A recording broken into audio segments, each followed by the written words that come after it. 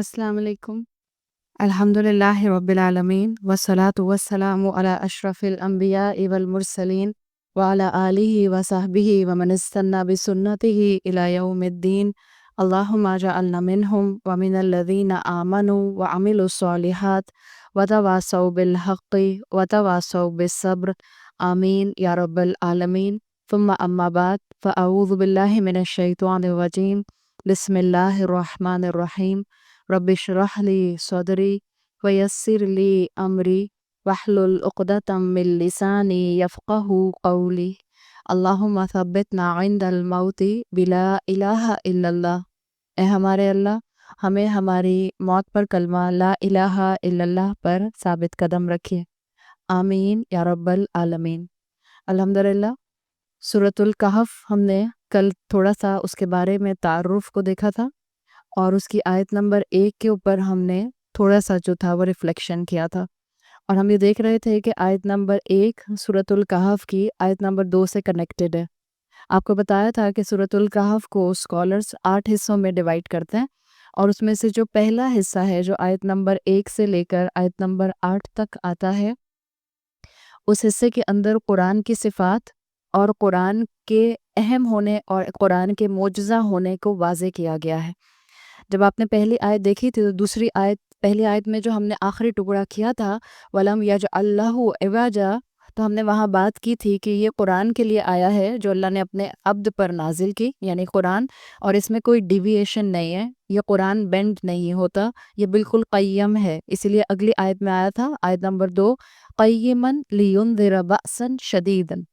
قیمًا پہ آپ کو میں بتا رہی تھی کل کی کلاس میں جہاں ہم نے بات مکمل کی تھی کہ قیم میں 2 چیزیں آتی ہیں، ایک وہ جو خود صحیح بالکل سیدھی ہو، بغیر ڈیویشن کے ہو، free of deviation, free of crookedness ہو وہ چیز، اور قیم اس چیز کے لیے بات ہے کہ جو اس سہارے کو، اس اینکر کو تھام لے گا وہ بھی اصل میں بالکل سیدھا اور درست اور بیلنسڈ لائف سٹائل پر آ جائے گا، کیونکہ ہم قیم کتاب کی صفت کے اینگل سے دیکھ رہے ہیں، قرآن کی صفت کے اینگل سے، تو قرآن کی فلاسفیز ہوں، قرآن کا عقیدہ ہو، قرآن کے بلیفس ہوں، قرآن کے احکامات ہوں، یہ بالکل ڈیویشن فری ہیں۔ اور اسی طرح سے جو انسان اس قرآن کے اوپر عمل کرنا شروع کر دیتا ہے، اللہ تعالیٰ اس کی زندگی میں بیلنس لے کے آ جاتے ہیں، اللہ تعالیٰ اس کی زندگی میں سے ٹیڑھ کو نکال دیتے ہیں، اللہ اس کی زندگی میں سے کروکیڈنس کو نکال دیتے ہیں۔ اس کے اوپر ہم بات کر رہے تھے، اور آپ دیکھ رہی ہیں کہ جن 3 سوالوں کے جوابوں کے لیے اللہ تعالیٰ نے سورہ کہف کو نازل کیا، جس میں سے ایک سوال کا جواب سورۃ بنی اسرائیل کے آلموسٹ آخر میں دیا گیا، اللہ تعالیٰ نے ڈائریکٹ ان سوالوں کے جواب شروع نہیں کیے، بلکہ اللہ نے ایک بیک گراؤنڈ جو تھا اس کو سٹیج کیا، اور جو پہلی 8 آیات آئیں ان میں ان سوالوں کا جواب نہیں آیا، بلکہ ان 8 آیات میں قرآن کو ایز اے میریکل، قرآن کو ایز اے معجزہ مینشن کیا گیا کہ قرآن ایک ایسی کتاب ہے جس کے اندر کسی قسم کی کمی نہیں ہے۔ اور کل ہم یہی بات کر رہے تھے کہ جب ہم پریکٹیکیلٹی میں قرآن کی آیات کو دیکھتے ہیں، ایک ہوتا ہے قرآن کا شان نزول دیکھنا، آیات کا شان نزول دیکھنا کہ کن سرکمسٹانسز میں وہ آیات نازل ہوئیں، ایک ہوتا ہے ان آیات کو اپنے لیے آج کے لیے قابل عمل بنانا کہ اس میں میرے لیے کیا سبق ہے، اس میں آنے والی نسلوں کے لیے کیا سبق ہے۔ اگر اس اینگل سے ہم قرآن کو سمجھیں گے تو آپ سے میں نے کل یہ بات کی تھی کہ آج ہم دنیا کے اندر جس میں رہتے ہیں، اس میں سٹینڈرڈز جو ہیں موریلٹی کے ہوں، اخلاقیات کے ہوں، اس میں اچھے اور برے کے معاملات ہوں، اس میں میڈیا سٹینڈرڈز ہوں، اس میں فیشن سٹینڈرڈ ہوں، اس میں رسومات کے سٹینڈرڈز ہوں، یہ وقت کے ساتھ ساتھ بدلتے رہتے ہیں، نارمز ڈیولپ ہوتے رہتے ہیں۔ ایک وقت یہ تھا کہ یہ بہت عرصے کے بعد تبدیلی ہوتی تھی، لیکن آج ہم اپنے ارد گرد جس معاشرے میں رہتے ہیں، جس دنیا میں رہتے ہیں، وہاں ہمیں ڈراسٹیکل چینجز نظر آتے ہیں۔ یقیناً آپ لوگوں میں سے بہت سے لوگ آبزرو کرتے ہوں گے، خاص طور پہ جو آپ میں سے مائیں ہیں، کہ وہ چیزیں جو آپ اپنے بچپن کے حساب سے یا اپنے یوتھ کے حساب سے سوچتی ہیں کہ جو آپ کے ٹائم میں یا آج سے 10 سال پہلے یا 15 سال پہلے یا 20 سال پہلے ایکسیپٹیبل نہیں تھیں، آج وہ ایکسیپٹیبل ہوتے جا رہے ہیں، چاہے وہ فیشن کے سٹینڈرڈ ہوں، چاہے وہ موریلٹی کے سٹینڈرڈز ہوں، اخلاقیات کے، یا چاہے وہ بچوں کی گرومنگ کے سٹینڈرڈ ہوں۔ ایک وقت ہمارے پاس جو تھا 20 سال پہلے بالکل مختلف تھا، اور آج ہمیں بالکل اس چیز میں جو ہے وہ ڈراسٹک چینج نظر آتے ہیں۔ جب آپ اور میں معاشرے سے امپیکٹ لیتے ہیں، اور زیادہ تر یاد رکھیں ہمارے اوپر معاشرے کا امپیکٹ ہوتا ہے، ہم اپنے ماں باپ کی باتوں کو بھی بہت کم یاد رکھتے ہیں۔ ہم زیادہ تر جب ماں باپ والے سرکمسٹانسز میں آتے ہیں تب ہماری زبان سے وہ جملے نکلتے ہیں جو ہمارے ماں باپ بولا کرتے تھے، ورنہ سب سے زیادہ انفلوئنس انسان کے اوپر اس کے ماحول کا ہوتا ہے۔ کیوں کہا جاتا ہے کہ a man knows by the company he keeps؟ اس لیے کہ اس کے دوستوں کا اس کے اوپر سب سے زیادہ امپیکٹ ہوتا ہے۔ اس کے دوستوں کا اٹھنا بیٹھنا، اس کے دوستوں کا لائف سٹائل اس کے اوپر بھی انسان کے اوپر سب سے زیادہ امپیکٹ کرتا ہے۔ اور آپ اور میں جس دنیا میں رہتے ہیں، دس از دا ورلڈ آف امپیکٹ۔ اگر آج ہم بات کریں کہ مسلمان امت کو کیسے عروج ملے گا، تو ایک حقیقت جو نظر آ رہی ہے، وہ جب جنگ ہوگی جب ہوگی وہ تب کی بات ہے، لیکن جو حقیقت نظر آ رہی ہے وہ یہ نظر آ رہی ہے کہ مسلمانوں کو پیپل آف امپیکٹ بننا ہوگا، مسلمانوں کو کچھ کر کے دکھانا ہوگا، اس لیے کہ یہ امپیکٹ کی دنیا ہے۔ آپ اور میں سراؤنڈنگ سے امپیکٹ ہوتے ہیں نا۔ کوک کا ایڈ دیکھیں تو آپ کو اور مجھے کیوں دل چاہتا ہے کہ اچھا بھائی ہم بھی کوک پی لیں، یا جو بھی آپ ایڈ دیکھیں تو وہ آپ کو ایک امپیکٹ دکھا رہے ہوتے ہیں، اور امپیکٹ اتنا زیادہ آپ کے ذہنوں میں انگرینڈ ہو جاتا ہے کہ آپ چاہتے نہ چاہتے اس کو فالو کر رہے ہوتے ہیں۔ یہی حال فیشن کا ہے۔ فیشن ہمارے ساتھ سائمن سیز کھیلتا ہے۔ فیشن کہتا ہے کہ شلوار ٹراؤزر بن جائے تو شلوار ٹراؤزر بن جاتی ہے۔ فیشن کہتا ہے کہ ٹراؤزر لیگنز بن جائیں تو ٹراؤزر لیگنز بن جاتے ہیں۔ اس کی فاؤنڈیشن مضبوط ہوتی ہے اور جس کی برانچز آسمان تک جاتے ہیں۔ یہ ہوتا ہے مومن۔ مومن کا فرم گراؤنڈ کیسے بنتا ہے؟ مومن اتنا فرم کیسے ہوتا ہے؟ وہ مومن جو قرآن کو تھام لیتا ہے۔ قرآن کی صفت یاد کر لیجئے، وَلَمْ يَجْعَلْ لَهُ عِوَجًا، اس میں عوج نہیں ہے، تو جو اس کو تھامے گا اس کی زندگی بھی بیلنس پر آنا شروع کر دے گی۔ قیماً، جو قرآن کو تھام لے گا اس کی زندگی میں بیلنس آنا شروع ہو جائے گا۔ اس چیز کی آج ضرورت ہے۔ اس قرآن سے بڑا کوئی معجزہ نہیں ہے آپ کی اور میرے سامنے۔ ہم کن معجزوں کی تلاش میں، ہم کن فرشتوں کو دیکھنے کے انتظار میں ہیں کہ جب وہ اتر آئیں تو ہم اپنا عمل اللہ اور اللہ کی بتائی ہوئی وحی کے مطابق کریں۔ اللہ تعالیٰ نے یہ صفت یہاں بیان جو کی ہے، یہ اس لیے کی ہے کہ امت کو بار بار اپنی آئیڈینٹی یاد رکھنی ہوگی۔ آپ کا اور میرا کام معاشرے کے ساتھ بینڈ ہونا نہیں ہے۔ آپ کا اور میرا کام ہے کہ چاہے فتنوں کے کتنے بھی سیلاب کیوں نہ آئیں، کتنی بھی آزمائشیں کیوں نہ آئیں، کتنے بھی سٹینڈرڈز کیوں نہ معاشرے کے بدلیں، آپ کا اور میرا اینکر جو ہے وہ قرآن ہونا چاہیے۔ قرآن میں آتا ہے فَقَدِ اسْتَمْسَكَ بِالْعُرْوَةِ الْوُثْقَىٰ لَا انفِصَامَ لَهَا، جس نے اس قرآن کے مضبوط اینکر کو تھام لیا وہ کبھی انسان ٹیڑھا نہیں ہو سکتا، وہ کبھی سیلاب کے ساتھ بہہ نہیں سکتا۔ آپ دیکھیں جب فلڈ آتا ہے تو جو گھاس پھوس ہوتی ہے اور جو کچرا ہوتا ہے، جو ڈسٹ ہوتی ہے، جو پانی کے اوپر آ جاتا ہے، بالکل کس تیزی سے وہ پانی کے ساتھ موو کر رہا ہوتا ہے، اور اسی سیلاب کے اندر ایک تناور، ایک بڑی بارک کا درخت جو ہوتا ہے وہ کیسے فرملی کھڑا رہتا ہے۔ آج ہمارے چاروں طرف مختلف فتنوں کے سیلاب ہیں، مختلف آزمائشوں کے فلڈز ہیں۔ کون ان آزمائشوں کے اندر ان آزمائشوں کے ساتھ بہہ نہیں جائے گا؟ وہ جو قرآن کو تھام لے گا، وہ جو قرآن کو اہمیت دے گا، اور یہ واحد سہارا ہے۔ اور یاد رکھیں، جب آزمائش میں، جب سیلاب میں آپ قرآن کو تھامنے کی کوشش کریں گے، میں نے آپ کو مثال جو دی ہے وہ فلڈ کی دی ہے۔ امیجن کریں کہ آپ اس پانی میں سیلاب کے بہہ رہی ہوں اور درمیان میں آپ کو ایک بہت مضبوط درخت مل جائے اور آپ اس درخت کو پکڑ لیں، تو کیا آپ کو پریشر فیل ہوگا؟ پانی کا پریشر تو فیل ہوگا، نو ڈاؤٹ کہ پریشر فیل نہ ہو۔ تو جو قرآن کو تھامے کا فتنوں میں، مشکل تو اس کو بھی لگے گی۔ ایسا نہیں ہو سکتا ہم کہیں کہ ہاں بھئی ہمیں تو کوئی مشکل ہی نہیں ہوتی۔ اب ہم سب جیسے یہاں بیٹھے ہم لوگ آپ کو باہر والے دیکھیں جو قرآن کی کلاسز میں نہیں آتے، وہ کہیں بہن آپ تو نیک ہی اتنی ہیں، آپ کو تو نیند بھی نہیں آتی ہوگی، آپ تو پوری رات ہی جاگتی رہتی ہوں گی، آپ کو تو بھوک بھی نہیں لگتی ہوگی، آپ کو تو تھکن بھی محسوس نہیں ہوتی ہوگی۔ جی نہیں، ہمیں بھی بھوک لگتی ہے، ہمیں بھی پیاس لگتی ہے، ہمیں بھی تھکن ہوتی ہے، ہمیں بھی نیند آتی ہے۔ تو جو آزمائشوں میں قرآن کو تھامے گا، ہاں اس کو پریشر فیل ہوگا، لیکن یاد رکھیں سورہ کہف کی تھیم کہ جو اللہ کی طرف پناہ لینے کے لیے آئے گا، کیا ہوگا؟ اللہ اس کو پناہ دے گا، اللہ اس کو پروٹیکٹ کرے گا۔ یہی میرے اور آپ کے سروائیول کا واحد سہارا ہے کہ ہم قرآن کو تھام لیں اور ہم ان آزمائشوں کے اندر جو ہے وہ اپنے آپ کو بالکل دوبارہ سے ری ڈیفائن کریں کہ ہم نے کس طرح سے ایک امت بن کے کھڑے ہونا ہے. یہی سب سے امپورٹنٹ جو ہے وہ چیز ہے. اس مشکل دور میں، ان آزمائشوں کے اندر قرآن کو اپنی زندگی کا حصہ بنانا یہ آپ کی اور میرے لیے سب سے اہم فیکٹر ہونا چاہیے. ہم اپنے بچوں کی تربیت کرنا چاہتے ہیں نا، ہم اپنے بچوں کو فرمانبردار بنانا چاہتے ہیں، اپنا بھی اور اللہ کا بھی. ان کو قرآن کے ساتھ جوڑیں. مہینے میں ایک مرتبہ کہیں لے کر جائیے قرآن سنانے کے لیے، 15 دن میں ایک مرتبہ لے کر جائیے. اور قرآن سنانے کی جب میں بات کرتی ہوں تو میں یہ نہیں کہتی کہ ان کا تجوید پڑھ لینا کافی ہے. تجوید کی اہمیت اپنی جگہ پہ ہے. کریکٹ پروننسیشن کے ساتھ قرآن پڑھنا اس کی اپنی ویلیو ہے. قرآن کی لینگویج سمجھ آ جانا اس کی اپنی ویلیو ہے. لیکن قرآن بات کیا کر رہا ہے آپ سے اور مجھ سے، یہ سب سے زیادہ اہم ہے. اس لیے کہ اس کتاب کو میں نے اور آپ نے روٹ لرننگ کا صرف ایک آبجیکٹ نہیں بنا لینا. یہ کتاب ہدایت دینے کے لیے آئی ہے. یہ کتاب آپ کو اور مجھے بیماری سے دور کرنے کے لیے آئی ہے. آپ کا ڈاکٹر آپ کو پرسکرپشن لکھ کر دیتا ہے اور آپ اس پرسکرپشن کو یاد کرتی رہتی ہیں بیٹھ کے اور جا کر دوا خرید کے دوا نہیں لیتے ہیں. تو یہ کون سا عقل مندی کا طریقہ ہے؟ ہم یہی کرتے ہیں قرآن کے ساتھ. ہم قرآن کا پرسکرپشن، قرآن کا ٹیکسٹ، رسم الخط یاد کرتے رہتے ہیں اور اس پر عمل کرنے کی کوشش نہیں کرتے.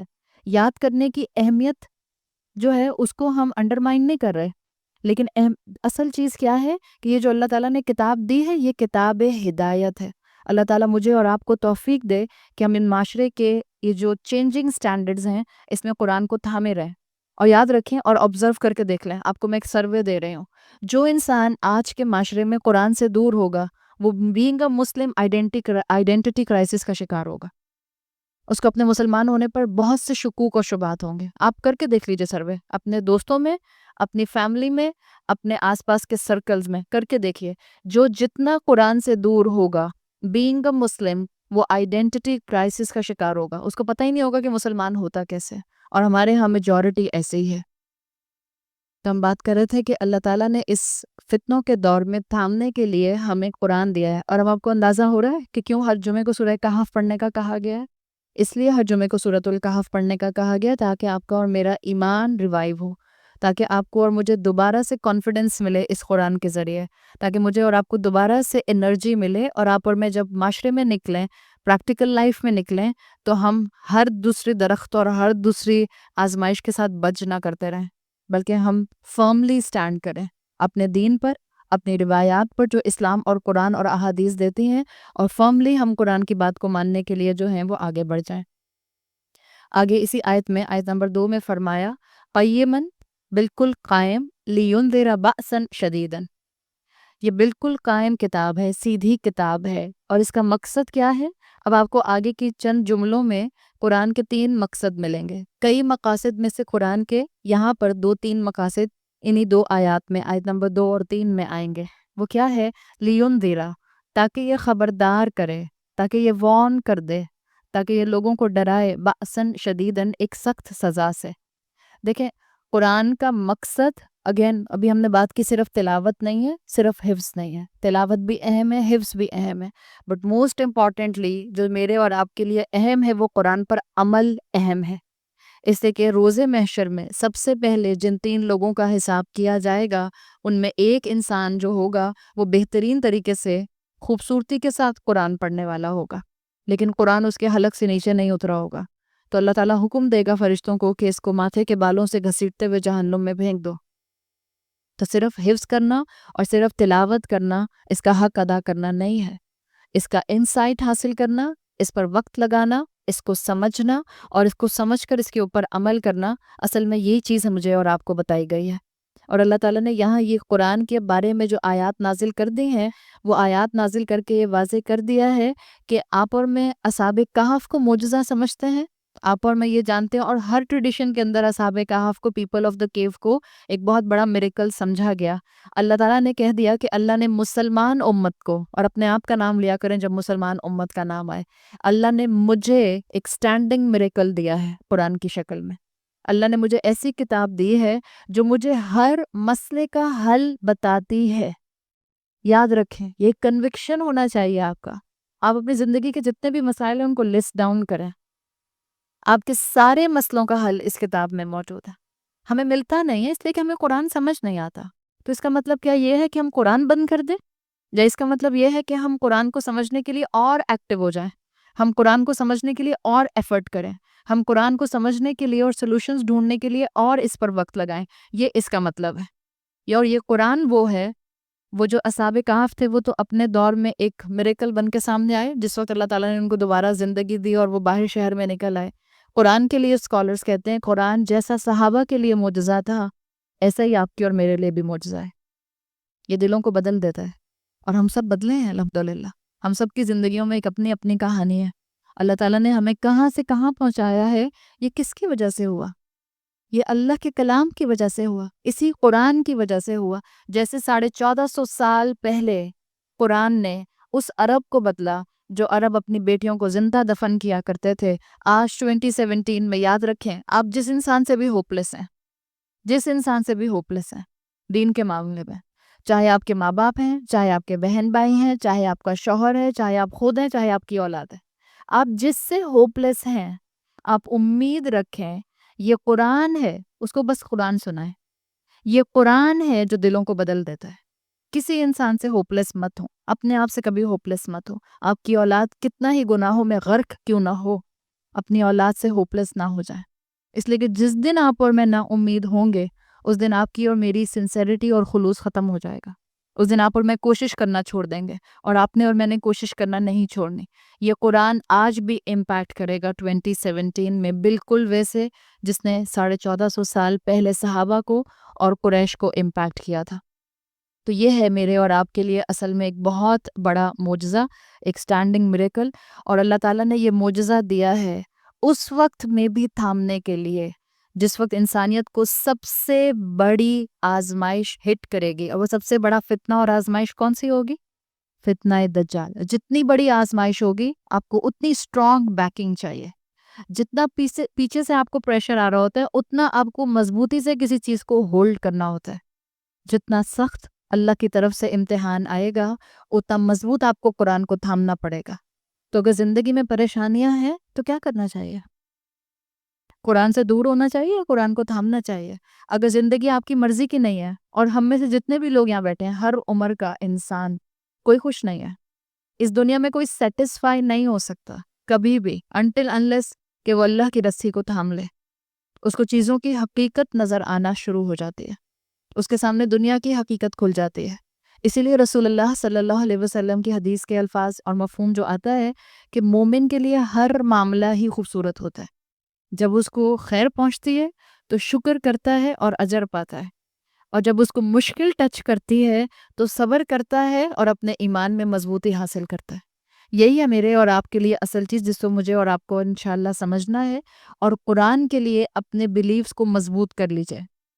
آپ میں سے جو خواتین کورسز کو اٹینڈ کرتے ہوئے ڈرتی ہیں، یہاں پر یہ بات بھی اپنے ذہن میں بٹھا لیں، خوف کو نکال دیں اپنے ذہن سے۔ اللہ نے کہا ہے نا کہ یہ مضبوط سہارا ہے، اللہ نے کہا ہے نا کہ اس کا علم حاصل کرنا مشکل نہیں ہے، وَلَقَدْ يَسَّرْنَا الْقُرْآنَ لِلذِّكْرِ فَهَلْ مِن مُدَّكِرٍ۔ اللہ نے کہا ہے کوئی اس قرآن سے نصیحت حاصل کرنے والا؟ ہم نے تو اس کو آسان بنا دیا ہے، ہم نے اس کا علم حاصل کرنا جو ہے اس میں ہم نے یسر رکھ دیا ہے، اس میں ہم نے آسانیاں رکھ دی ہیں۔ تو آگے بڑھیے اور اس کتاب کو تھامیے۔ سورہ بنی اسرائیل میں آتا ہے اِنَّ هَٰذَا الْقُرْآنَ يَهْدِي لِلَّتِي هِيَ أَقْوَمُ۔ یہ قرآن جو ہے یہ ہدایت دیتا ہے کس چیز کی طرف؟ ہر اس چیز کی طرف جو بالکل درست ہے۔ تو آپ جو بھی اس قرآن کا علم حاصل کریں گی انشاءاللہ وہ آپ کو فزیکلی اور اسپرچولی دونوں طرح سے مضبوط کرے گا۔ اور اللہ تعالیٰ نے یہ جو بات فرمائی ہے لِيُنذِرَ بَأْسًا شَدِيدًا مِن لَدُنْهُ وَيُبَشِّرَ الْمُؤْمِنِينَ الَّذِينَ يَعْمَلُونَ الصَّالِحَاتِ أَنَّ لَهُمْ أَجْرًا حَسَنًا۔ اللہ نے اس قرآن کو بالکل بیلنسڈ بنایا ہے تاکہ اللہ تعالیٰ خبردار کر دے ایک سخت سزا سے، اور جو اللہ کی طرف سے ہوگی مِن لَدُنْهُ جو اس کی طرف سے ہوگی، وَيُبَشِّرُ الْمُؤْمِنِينَ اور اللہ مومنین کو بشارت دے دے، گلیڈ ٹائڈنگ دے دے۔ آپ یہاں اس آیت میں خوبصورتی دیکھیں، مومنین کو جب بشارت دینے کی بات آئی تو مومنین کو مینشن کیا گیا ہے، وَيُبَشِّرُ الْمُؤْمِنِينَ اور اللہ بشارت دے کس کو؟ مومنین کو۔ لیکن جب خبردار کرنے کی بات آئی تو بیچ میں سے وہ آبجیکٹ غائب ہے. لیُنذِرَ تاکہ وہ خبردار کرے. کس کو؟ یہ تو نہیں آیا، نہیں ہے نا. تو اسکالرس کے مطابق یہاں پر ایک لفظ چھپا ہوا ہے، ایک لفظ محذوف ہے. یہ اصل میں کیسا ہونا چاہیے تھا؟ قیمًا لینذر المکذبین، تاکہ یہ خبردار کرے جھٹلانے والوں. لیکن اللہ نے مینشن ہی نہیں کیا جھٹلانے والوں کو، اس لیے کہ اللہ کو جھٹلانے والوں کی پرواہ نہیں ہوتی. اسکالرس کہتے ہیں کہ اللہ تعالیٰ بعض اوقات کافر کو مینشن ہی نہیں کرتا. کیوں؟ اس لیے کہ اللہ کو کافر کی کوئی پرواہ نہیں، اور جس کی اللہ پرواہ نہ کرے اس کی دنیا کبھی سنور سکتی ہے؟ جس کی اللہ پرواہ نہ کرے وہ دنیا میں کبھی سیٹسفائی رہ سکتا ہے؟ تو یہاں پر یہ آٹومیٹک ایک لفظ جو ہے اس کو محذوف رکھا گیا ہے، چاہے اس کو اسکالرس کہتے ہیں کہ آپ للکافرین سمجھیں یا للمکذبین سمجھیں، اس لفظ کو یہاں مینشن نہیں کیا گیا. یہاں پر سمپل لایا گیا لیُنذِرَ تاکہ وہ خبردار کر دیں ایک سخت سزا سے. اور وہ سخت سزا کیا ہے؟ یقیناً وہ آخرت کی سخت سزا ہے. ینذرا کے اندر دونوں مفہوم ہو سکتے ہیں. ایک یہ کہ یہ ینذرا کا جو سبجیکٹ ہے وہ اللہ تعالیٰ خود ہے، کہ اللہ تعالیٰ نے یہ کتاب خاص اپنے پاس سے اتاری ہے تاکہ اللہ کافروں کو سزا سے، عذاب سے وارن کر دے. اور ایک اسکالرس کی رائے یہ ہے کہ ینذرا کا جو سبجیکٹ ہے، جو فاعل ہے، وہ اللہ کے رسول صلی اللہ علیہ وسلم ہو سکتے ہیں، تاکہ جو وحی اللہ کے رسول کو دی گئی ہے وہ اس کی ذریعے سے جھٹلانے والوں کو عذاب سے وارن کر دیں. اور اللہ تعالیٰ نے نیک لوگوں کے لیے بتا دیا کہ جو نیک لوگ ہوں گے ان کے لیے کیا ہے. اللہ نے کہا وَيُبَشِّرُ الْمُؤْمِنِينَ. تو یہ کتاب دوسرا مقصد کیا ہے؟ ایک مقصد آیا اسی آیت میں کہ یہ وارن کرتی ہے، لوگوں کو ڈراتی ہے کہ دیکھو برے انجام سے بچو. اور دوسرا یہ گلیڈ ٹائڈنگ دیتی ہے مومنین کو اور ان کو بتاتی ہے الذین یعملون الصالحات. یہ صرف مسلمین نہیں ہے، وبشر المسلمین تو نہیں آیا کہ مسلمانوں کو بشارت دے دو. There is a difference between Muslim and Momin. Muslim تو ہم سبھی ہیں. جس کے ریلیجن کے خانے میں مسلم لکھا ہے، اسلام لکھا ہے، وہ مسلمان ہے. مومن کون ہے؟ جس کا عمل اس کے اسلام کی گواہی دیتا ہے، جس کے دل میں یقین ہے کہ اللہ نے جو احکامات دیے ہیں اس میں میرا فائدہ ہے، چاہے مجھے دنیا میں سمجھ آتی ہے کہ نہیں آتی. یاد رکھیں دنیا میں ہم سب ایک ہی جیسے ہیں. ہم ایک دوسرے کا چہرہ دیکھ کے نہیں بتا سکتے کہ کون مسلمان ہے صرف اور کون مومن بھی ہے. ہم ایک دوسرے کی نظر میں سب مسلمان ہیں. اللہ ایمان جانتا ہے، دلوں کی کیفیت کون جانتا ہے؟ اللہ جانتا ہے. تو کس کے دل میں کتنا ایمان ہے یہ اللہ جانتا ہے. اور اللہ نے کہا کہ مومنین کو بشارت دے دیجئے الذین یعملون الصالحات، جنہوں نے نیک عمل کیے، ان لہم اجرا حسنا، ان کے لیے بہترین اجر حسنا ہے. اور اجر حسنا کیا ہے؟ اس کو آیت نمبر 3 میں بتایا گیا. اجر حسنا کیا ہے؟ ماکثین فیہ ابدا. کیا اجر ہے مومنین کے لیے؟ مومنین کے لیے جنت، اللہ کی رضا ان کا اجر ہوگا. کیونکہ یہ آیت جو ہے آیت نمبر 3 یہ آیت نمبر 2 کے لاسٹ جملے سے کنیکٹڈ ہے. ماکثین فیہ ابدا، یہ مومنین جو ہیں یہ اس جنت میں ہمیشہ رہیں گے. یہ جو 3 آیتیں ہیں سورۃ الکہف کی، مفسرین کہتے ہیں کہ ان 3 آیتوں میں اللہ تعالیٰ نے اسلام کے 3 فنڈامنٹلز کو بیان کیا ہے. صرف 3 آیتوں میں اسلام کے بیسک فنڈامنٹل جو 3 ہیں وہ تینوں بیان ہوئے ہیں. اسلام کا بیسک فنڈامنٹل ایک ہے توحید، دوسرا ہے رسالہ، اور تیسرا ہے آخرہ. جب آپ نے آیت نمبر 1 پڑھی تھی پہلی آیت تو وہاں توحید کا ذکر تھا. الحمدللہ الذی، اللہ کے لیے کل حمد اور کل شکر آیا تھا. اللہ نے اپنی تعریف وہاں مینشن کی تھی. یہ ہے توحید کا کانسیپٹ کہ کسی کی الٹیمیٹ تعریف اور کسی کا الٹیمیٹ شکر نہیں ہو سکتا سوائے اللہ کے. یہ ہے اللہ، یہ ہے توحید کا کانسیپٹ. پھر اس میں آیا تھا پہلی آیت میں ہی انزل علی عبدہ الکتاب. تو یہاں پر آپ کو ایمان بالرسالہ ملتا ہے، رسولوں پر ایمان. یہ آپ کے فیتھ کا ایک اہم ایسپیکٹ جو ہے وہ لایا گیا. آپ نے سنی ہوگی نا ٹرم ایمانیات ثلاثہ.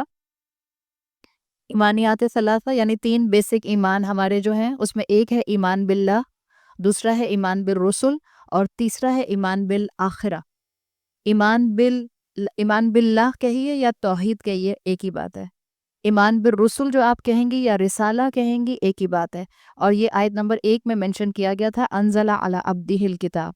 اور یہ آیت نمبر 2 اور 3 میں کانسیپٹ ہے آخرت کا، اس لیے کہ جو اس کتاب کی وارننگ کو نہیں سنے گا اس کے لیے سزا کے لیے اللہ تعالیٰ نے وارننگ دے دی ہے، اور جو اس کتاب کی وارننگ سے فائدہ اٹھا لے گا اس کو اللہ تعالیٰ نے اجر کی نوید سنا دی ہے۔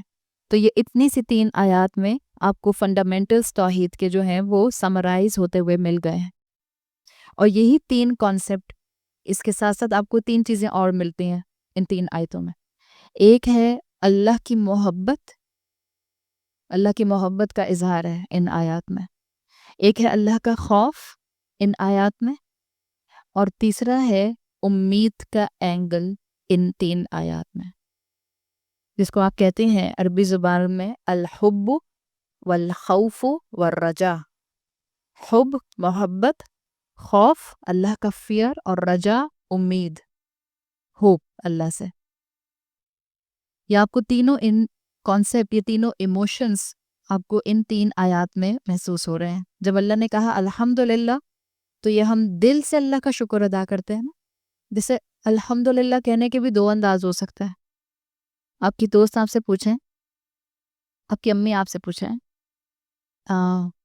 بیٹا تمہارے شوہر تمہیں پریشان تو نہیں کرتے؟ تو آپ کہیں الحمدللہ نہیں کرتے۔ اور ایک آپ کہیں الحمدللہ امی وہ بہت اچھے ہیں، تو الحمدللہ کہنے میں فرق ہو گیا نا، صحیح؟ تو جب آپ الحمدللہ کہیں، الحمدللہ صرف آپ کی زبان کا سٹیٹمنٹ نہیں ہوتا، it's a feeling attach to your heart, آپ اپنے دل سے الحمدللہ کہتے ہیں۔ تو جب آپ دل سے اللہ کا شکر ادا کرتی ہیں تو یہ اصل میں اللہ کے ساتھ آپ کا محبت کا اظہار ہوتا ہے۔ تو ایک ایموشن ان 3 آیات میں آپ کو الحمدللہ کے ذریعے اللہ سے محبت کا ملتا ہے۔ دوسرا ایموشن آپ کو ان آیات میں اللہ کے ساتھ خوف کا ملتا ہے، تخویف کا۔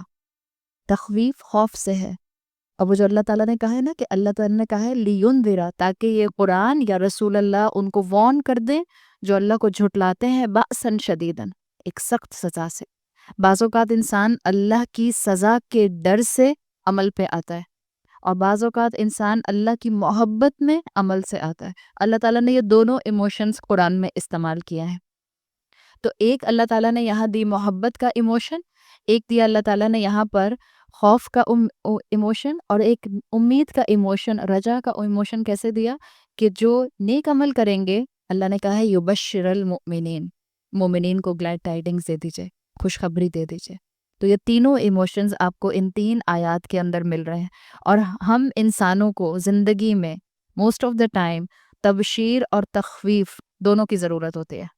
کبھی ہمیں خوف کے ذریعے اللہ کی بات ماننی ہوتی ہے، اور کبھی ہمیں گلیڈ ٹائیڈنگ، اجر اور جنت کے لیے، اللہ کی رضا پانے کے لیے اللہ کی اطاعت میں آنا ہوتا ہے۔ جیسے وہ انگریزی میں کہتے ہیں mankind need the carrot and the stick, آپ نے سنا ہوگا نا، یو نیڈ دا کیرٹ، کیا مطلب ہے؟ آپ کو کیرٹ کیوں چاہیے؟ Means you need the incentive. تو ہمیں جنت اللہ تعالیٰ نے جہاں جہاں قرآن میں بتائی ہے وہ انسینٹیو کے طور پر بتائی ہے۔ And why mankind need a stick, you need the punishment as well. Law implement نہیں ہو سکتے جب تک کہ آپ کو یہ نہ پتا ہو کہ اگر لا کو، قانون کو نہ مانا جائے تو اللہ تعالیٰ یا معاشرہ سزا دے گا۔ تو یہی کانسیپٹ جو ہے قرآن میں رکھا گیا ہے۔ اللہ تعالیٰ نے جہاں جہاں لوگوں کو تبشیر کی ہے، جنت کی گلیڈ ٹائیڈنگ دی ہے، وہاں وہاں اللہ تعالیٰ نے جہنم کا خوف بھی دلایا ہے۔ یہ دونوں ایموشنز ملتے ہیں، اور یہی قرآن کا خوبصورت بیلنس ہے جس کو رکھا گیا ہے۔ آگے آیت نمبر 4 میں فرمایا وَيُنذِرَ الَّذِينَ قَالُوا اتَّخَذَ اللَّهُ وَلَدًا، اور خبردار کر دے ان لوگوں کو، اور وہ خبردار کر دے ان لوگوں کو قالو جنہوں نے کہا اتخذ اللہ ولدا، کہ اللہ نے اولاد رکھی ہے یا اللہ کی اولاد ہے۔ آپ دیکھیں، آپ میں سے جو لوگ گرامر سمجھتے ہیں یہ ان کے لیے ہے۔ میں بہت زیادہ اس کو گرامیٹیکل سبجیکٹ بنانا نہیں چاہ رہی، لیکن یہ کہ کچھ چیزیں اتنی ڈیپلی کنیکٹڈ ہوتی ہیں گرامر کے ساتھ اور تفسیر کے ساتھ کہ آپ چاہتے ہوئے بھی ان کو الگ نہیں کر پاتے۔ یہ وَيُنذِرَ جو یہاں پر آیا ہے یہ بتا رہا ہے کہ آیت اسٹرانگلی کنیکٹڈ چل رہی ہے پیچھے کانٹیکسٹ کے ساتھ، ورنہ یہ يُنذِرُ ہونا چاہیے تھا۔ پیچھے آپ دیکھیں آیت نمبر 2 میں آپ نے کیا پڑھا تھا؟ لِيُنذِرَ قَيِّمًا لِيُنذِرَ آیا تھا، آخر میں را پر زبر آئی تھی، وہی چیز یہاں پر مینشن کی گئی۔ اور اسی طرح اسی آیت میں یبشرا آیا تھا، پوری آیات آپس میں، پورا کانٹیکسٹ آپس میں کنیکٹڈ ہے۔ اسی طرح یہاں پر بھی یہ چیز آئی وَيُنذِرَ، تاکہ وہ خبردار کرے، تو تاکہ آٹومیٹیکلی یہاں پر آ جائے گا اس واؤ کی وجہ سے، اس لیے کہ دو جملوں کو کنیکٹ کر رہا ہے۔ اللہ تعالیٰ نے ان کو وارن کیا ہے، یہ جوڑ دیا بات کہ قرآن کا مقصد یہ بھی ہے۔ ایک قرآن کا مقصد کیا تھا کہ قرآن وارن کر دے جھٹلانے والوں کو، ایک قرآن کا مقصد کیا تھا کہ قرآن خوشخبری سنا دے نیک عمل کرنے والوں کو۔ یہ ایک اور قرآن کا مقصد ہے، وہ یہ ہے کہ قرآن مس انفارمیشن کو ٹھیک کرنے آتا ہے۔ یہ آیت نمبر 4 آپ کو بتا رہی ہے، یہ جو مس انفارمیشن تھی معاشروں کے اندر، سوسائٹیز کے اندر، کریٹ کے اندر، عقیدوں کے اندر، یہ قرآن ان مس انفارمیشن کو ٹھیک کرنے آیا تھا۔ اللہ تعالیٰ نے قرآن کا ایک اور پرپس یہاں پر بتا دیا، اور اسکالرس کے مطابق آپ دیکھیں مصحف میں قرآن میں 3 صورتیں ایک ساتھ لائن سے آتی ہیں، سورۃ بنی اسرائیل، سورۃ الکہف اور سورۃ المریم۔ سورہ کہف میں بنی اسرائیل کا چہرہ واضح کیا گیا ہے، ان کی غلطیوں کو واضح کیا گیا ہے۔ سورہ کہف میں اس جگہ پہ اس آیت میں، اور پھر آگے پوری سورہ مریم میں نصارہ کے چہرے کو واضح کیا گیا ہے کہ کیا ان کی غلطیاں تھیں، کہاں کہاں انہوں نے ٹھوکر کھائی۔ تو یہاں پر جو ہے مقصد کیا تھا، کیا سورہ کہف جب مکہ میں نازل ہوئی تھی تو مکہ میں نصارہ کرسچنز موجود تھے؟ کل میں نے کچھ بتایا تھا، یاد ہے؟ میں نے کل بتایا تھا کہ مکہ میں کرسچنز موجود نہیں تھے، حجاز کے علاقے میں کرسچنز تھے۔ حجاز وہ پورا عربین پیننسولا کہلاتا ہے، اس میں کرسچنز تھے، یثرب میں کرسچنز تھے، لیکن مکہ میں اسپیسیفکلی کرسچنز نہیں تھے۔ تو پھر اللہ تعالیٰ نے سورہ کہف جو کہ مکی صورت ہے اس کو نازل کیا، اور اللہ نے کہا وَيُنذِرَ الَّذِينَ قَالُوا اتَّخَذَ اللَّهُ وَلَدًا، اور یہ قرآن کا ایک مقصد ہے کہ قرآن ان کو بھی وارن کر دے جو کہتے ہیں کہ اللہ نے اپنے لیے ایک بیٹا بنایا ہے۔ تو مقصد کیا ہے یہاں پر؟ اصل میں ڈائریکٹلی نصارہ کو نہیں کہا گیا، وارن کیا گیا ہے قریش کو کہ قریش اس سے سبق حاصل کرے۔ نصارہ جو تھے وہ عیسیٰ علیہ السلام کو اللہ کا بیٹا کہتے تھے۔ بعض یہودی ٹرائبز جو تھے، جوش ٹرائب، وہ عزیر علیہ السلام کو اللہ کا بیٹا کہا کرتے تھے۔ اور یہ جو قریش تھے، کیا یہ بھی کسی کو اللہ کی اولاد کہا کرتے تھے؟ یہ فرشتوں کو اللہ کی بیٹیاں کہا کرتے تھے، اور اپنے بعض بتوں کو بھی اللہ کی خاص اولاد کے ساتھ ایسوسیٹ کیا کرتے تھے۔ تو اللہ نے یہاں پر اصل میں وارن جو کیا ہے وہ عیسیٰ علیہ السلام کو مینشن کر کے، نصارہ کو مینشن کر کے قریش کو وارن کیا ہے۔ اور آپ اگر تھوڑا سا اس کو ہسٹری کے پوائنٹ آف ویو سے سمجھیں، جو نصارہ تھے جس وقت عیسیٰ علیہ السلام پر وہ ایمان لائے، کیا وہ اپنے دور کے مسلمان تھے؟ بالکل۔ نصارہ جس وقت اپنے دور میں عیسیٰ علیہ السلام کی موجودگی میں ان پر ایمان لائے اور ان کی تعلیمات پر عمل کرتے رہے تو وہ اپنے دور کے مسلمان تھے۔ ہر نبی کے فالوورز جب تک اپنے نبی کو مانتے رہے اور ان کی بتائی ہوئی تعلیمات پر عمل کرتے رہے، وہ اپنے اپنے دور کے مسلمان تھے۔ اور ان کرسچنز کے لیے آتا ہے کہ کرسچنز نے تقریباً عیسیٰ علیہ السلام کے بعد بھی ارلی 2 جنریشن جو ان کی سینچریز گزری ہیں، جنریشنز نہیں، ارلی 2 سینچریز جو گزری ہیں، اس میں یہ مونوتھیزم کے اوپر تھے، توحید کے اوپر تھے۔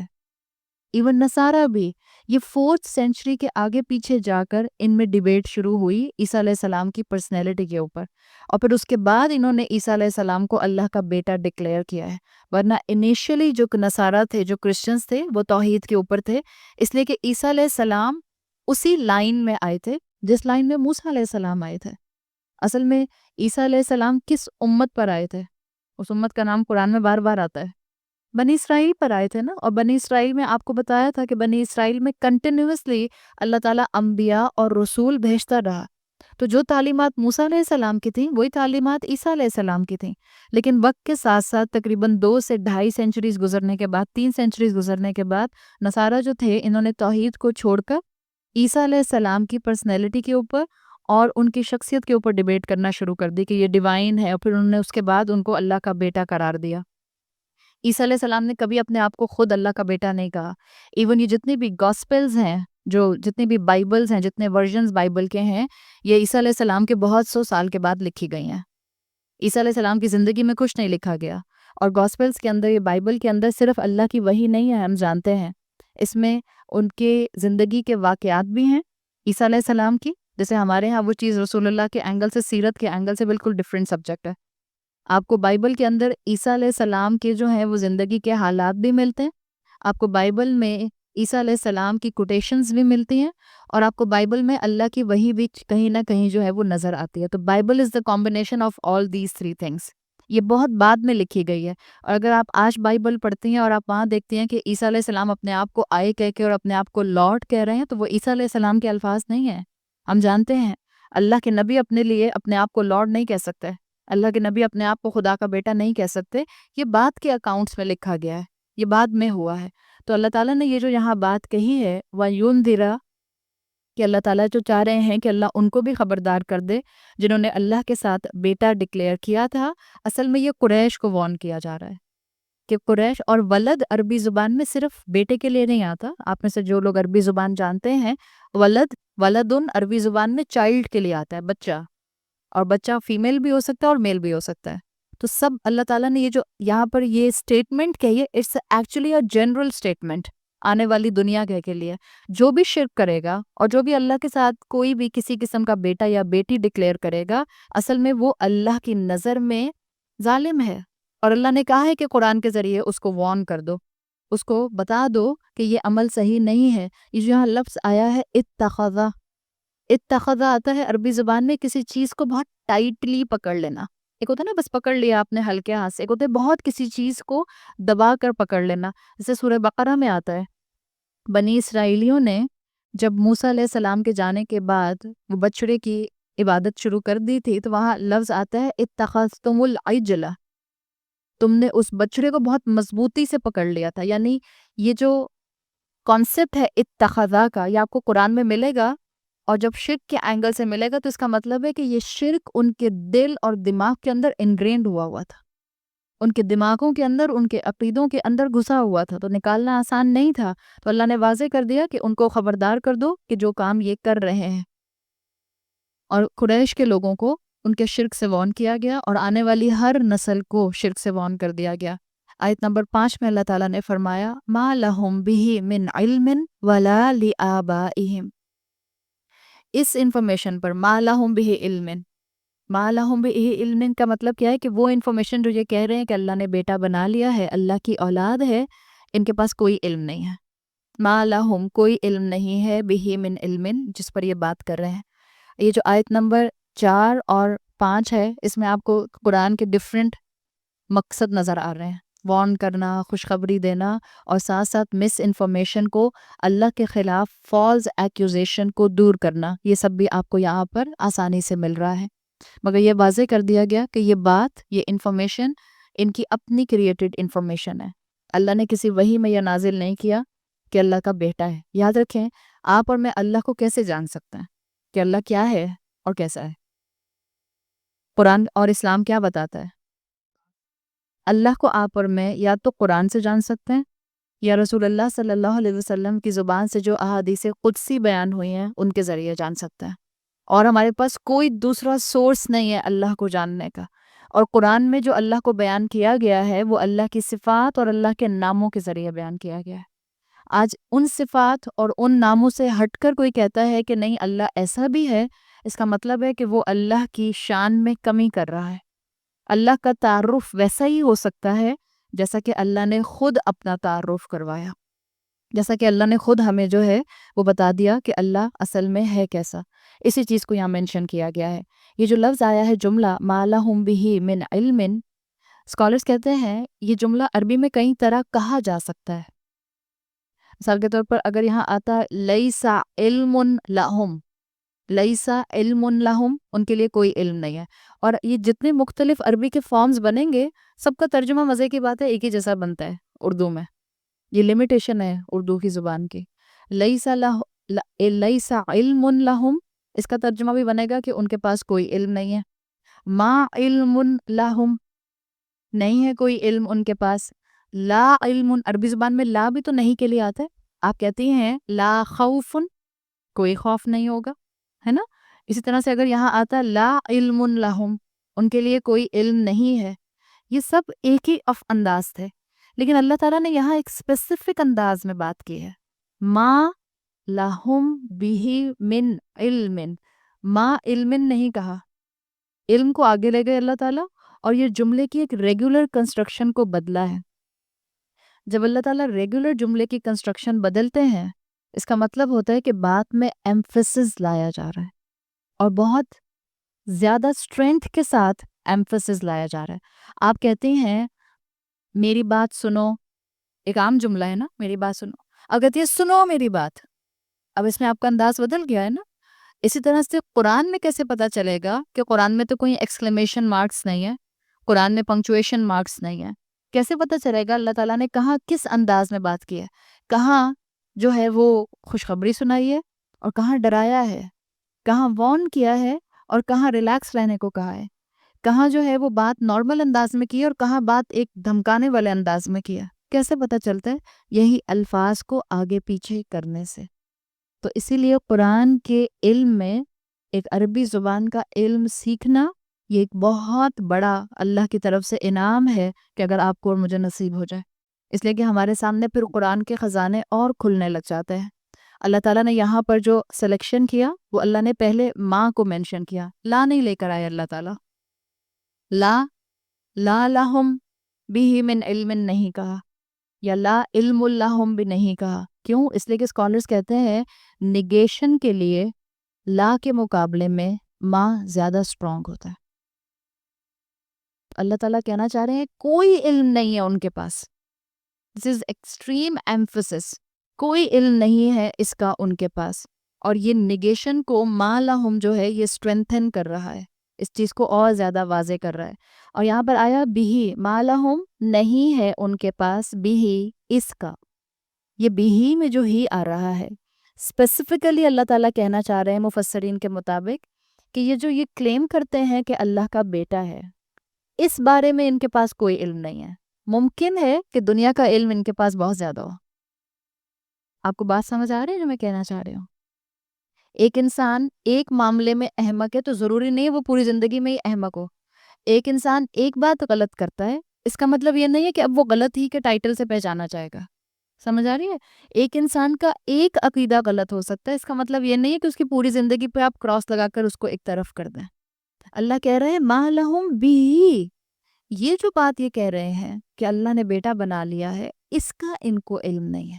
ہو سکتا ہے باقی دنیاوی باتیں بہتر کرتے ہو سکتا ہے باقی ان کے پاس سائنٹیفک انفارمیشن زیادہ ہو سکتا ہے ان کے پاس جو ہے وہ اللہ نے پاور اور اسٹرینتھ اور ریسورسز زیادہ دی ہوں۔ آج اپلائی کریں نا آج کے مشرکین پر، آج کے نصارہ پر، کیا ہم ان سے بات نہیں کریں گے کہ یہ تو اللہ کے غضب ڈھائے ہوئے لوگ ہیں، یا ہم ان تک دین نہیں پہنچائیں گے، یا ہم یہ کہہ کے مثال کے طور پر کہ ہم ایئر کنڈیشن استعمال نہ کریں کہ یہ تو نصارہ کی جو ہے انوینشن ہے۔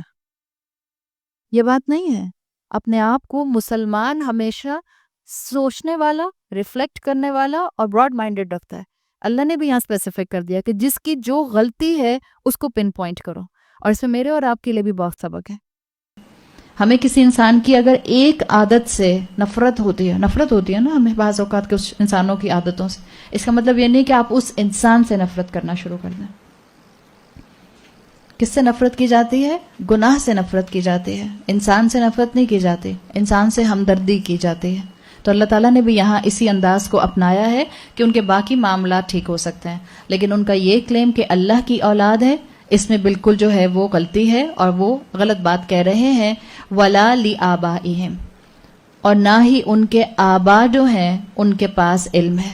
اب آپ کو میں ایک فرق بتاؤں گی، آپ کے سامنے آیت ہے۔